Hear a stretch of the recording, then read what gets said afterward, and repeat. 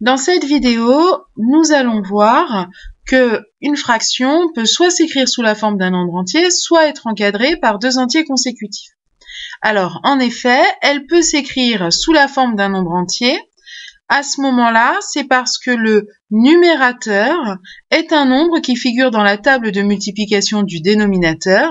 Et quand on veut donner un vocabulaire plus rigoureux, on dit que le numérateur est un multiple du dénominateur.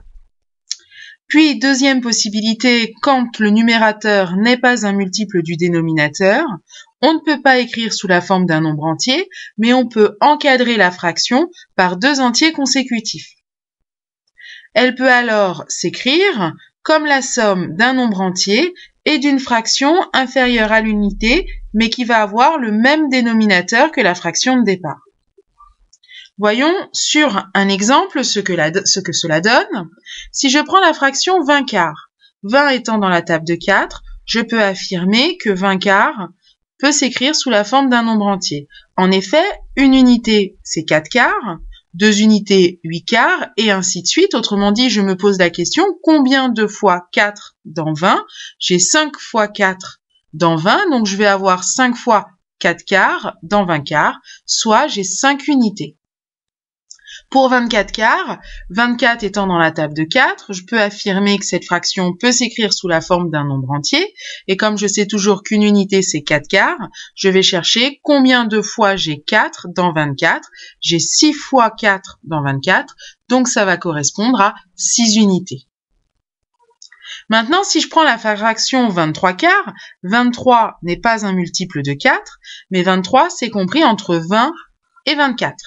Donc 23 quarts, ça va être compris entre 20 quarts et 24 quarts. Autrement dit, c'est un nombre compris entre 5 et 6. Cette fraction, je ne peux pas écrire sous la forme d'un nombre entier, mais je vais pouvoir l'écrire sous la forme d'un nombre entier auquel je vais ajouter ce petit reste, ce reste qui va être une fraction plus petite que l'unité. Et cette fraction, je vais pouvoir l'écrire avec un dénominateur qui va être le même que celui de 23 quarts, c'est-à-dire 4.